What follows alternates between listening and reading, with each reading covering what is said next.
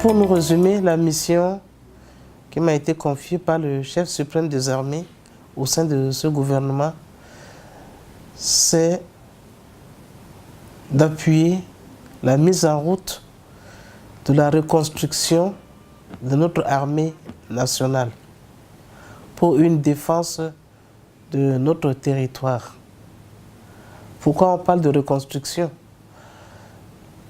Comme vous êtes censé ne pas ignorer, c'est que l'armée nationale, dès sa création, d'abord j'ouvre une parenthèse, que l'armée nationale a été créée par le feu empereur Jean-Fidèle Bokassa, qui a créé cette armée nationale. Étant lui-même officier, il a pris l'armée à bras le corps.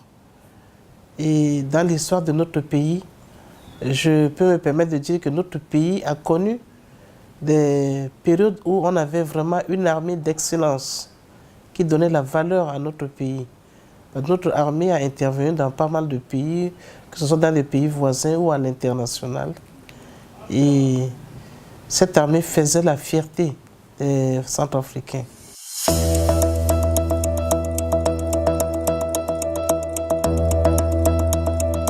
Malheureusement, très vite, la politique est rentrée dans cette armée qui est apolitique. Ensuite, il y a eu des moments d'injustice, il y a eu des problèmes d'intérêt personnel. Les hommes de troupes, parfois, ne se retrouvaient plus parce qu'ils assistaient sans trop de solutions à certaines divisions au niveau de leurs chefs et autres. Et aussi, on n'a pas donné au niveau politique la valeur qu'il fallait à cette armée pour mieux la conduire. On était arrivé à une époque où l'armée était désorientée et n'a pas pu, malgré toute sa bonne volonté, elle n'a pas pu assurer et la défense de notre territoire et la protection de la population. Et la crise est arrivée, une des crises les plus graves est quand même arrivée dans ce pays. Et cette crise a touché aussi notre armée. Notre armée était même mise sous embargo parce qu'on a pensé que l'armée centrafricaine pouvait être sujet à des rancunes, à des violences, à des vengeances. Et l'armée a été désorganisée. Donc voilà pourquoi, après plusieurs réflexions, le chef suprême et le chef du gouvernement ont accepté ce terme de la reconstruction de notre armée. Donc on est en train de donner une base, une nouvelle base à cette armée, pour qu'elle devienne vraiment une armée républicaine, une armée patriotique, une armée qui est vraiment au service de la population centrafricaine pour la protéger contre tous les défis qui peuvent survenir, soit de l'intérieur ou de l'extérieur du pays. Donc, après cette définition, ma mission à la tête de ce département, c'est de mettre en exécution ces directives du chef suprême des armées.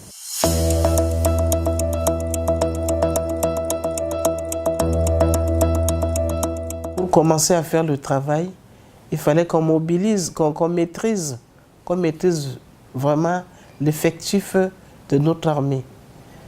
Cela a été fait.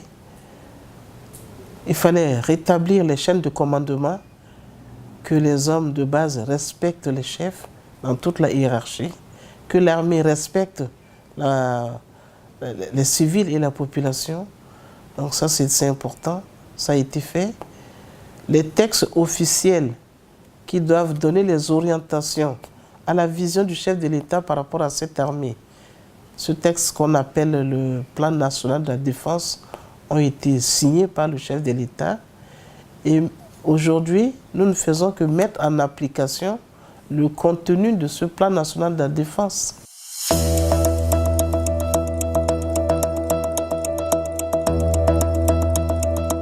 Que dit ce Plan national de la défense? D'abord, l'armée doit être organisée en garnison. Avant, qu'est-ce que nous connaissons dans notre pays? L'armée était basée à Bangui et elle était projetée pour des missions à l'intérieur du pays. Le chef d'État a souhaité qu'on puisse rapprocher davantage l'armée de la population, rapprocher l'armée de la base pour qu'elle soit plus prompte à réagir. Donc, quatre zones de défense militaire ont été définies dans ce plan national de la défense. Les concepts d'emploi des forces ont été aussi signés. Les textes portant organisation du ministère de la Défense et de l'État-major ont déjà été signés et nous sommes en train de finaliser la loi de programmation militaire qui permettra de mesurer les moyens nécessaires que nous devons mobiliser pour le fonctionnement de cette armée nationale. Entre autres, le tribunal militaire permanent aussi a vu le jour et les textes qui réorientent sa mission ont été votés au niveau de l'Assemblée nationale.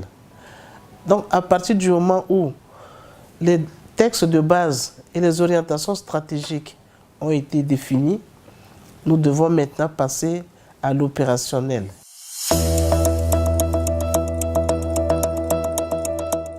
Quand je parle d'opérationnel, il faudrait que les hommes qui ont été identifiés puissent avoir des formations, les formations nécessaires pour leur mission d'un bon militaire sur le terrain.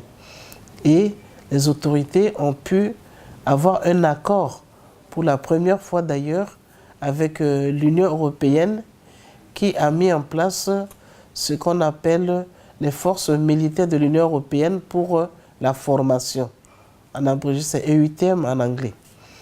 Donc l'EUTM, après cette mission, après bien sûr une autre phase de préparation de l'Union européenne qui était le MAM, qui a conçu les orientations de base, et l'EUTM a commencé à former nos militaires.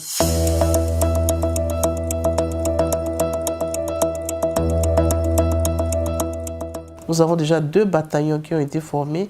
Quand on parle de bataillon, un bataillon c'est à peu près 650 hommes.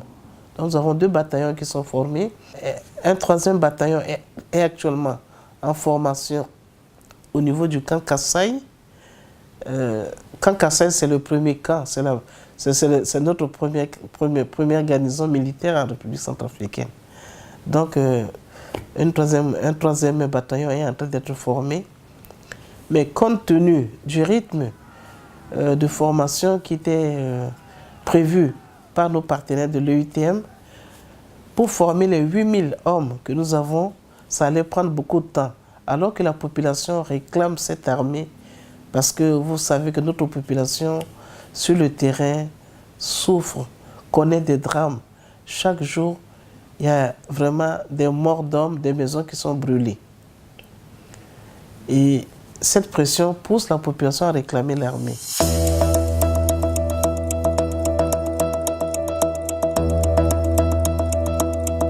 Cela ne veut pas dire que la population ne reconnaît pas les missions internationales qui sont là pour les protéger sur le terrain.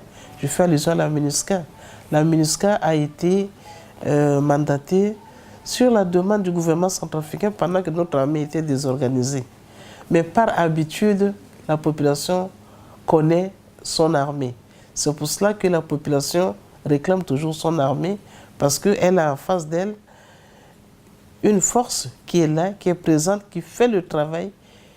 Et d'ailleurs, c'est cette force qui nous a beaucoup aidés pour qu'on puisse éviter le pire au niveau du pays. Mais comme je l'ai dit, par habitude, la population ne se reconnaît pas totalement dans cette force et réclame son armée. Et les forces internationales aussi ont compris qu'ils doivent collaborer avec l'armée nationale pour que le message puisse mieux passer auprès de la population. Vous voyez, c'est ça l'importance de ces formations par nos partenaires de l'Union européenne. Parce que c'est un grand témoignage. Ça montre que c'est cette armée qui est formée par l'extérieur et qui a pu évaluer le niveau de son professionnalisme il n'est pas question qu'on puisse remettre encore cela en question. Donc aujourd'hui, nous travaillons avec la MINUSCA et à l'avenir, c'est comme ça que nous allons commencer petit à petit. Parce que vous savez, une mission est appelée à finir un jour. Et dans tout pays au monde, il faudrait qu'il y ait quand même une armée souveraine. Donc, nous profitons vraiment de cette présence de nos partenaires qui sont avec nous pour pouvoir nous replacer dans notre position première qui était une armée d'excellence. Comme ça, le jour où la mission pourra se retirer, notre armée est à mesure et autonome d'assurer la sécurisation totale de notre pays.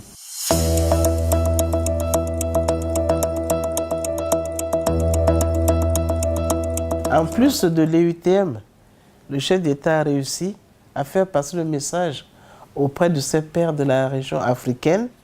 Et c'est ça qui a permis déjà à 2 pays de se manifester, la Guinée équatoriale et le Rwanda, qui ont été les premiers pays frères à accepter de nous former aussi nos hommes. Nous avons quelques centaines qui ont été formés en Guinée et au Rwanda. Et quand je parle de formation, c'est vraiment des formations top niveau. C'est des formations top niveau pour des gens qui seront vraiment de très bons soldats dans leur pays. Pour certains, ce seront de bons officiers vraiment au niveau de leur armée. D'autres pays nous ont ouvert la porte aussi pour la formation. Je fais allusion à l'Afrique du Sud, au Congo-Brazzaville, au Congo RDC, qui sont prêts aussi à assurer la formation de nos troupes. Et nous sommes en train de travailler avec l'état-major pour pouvoir établir la liste complète de ces militaires qui vont profiter de ces formations.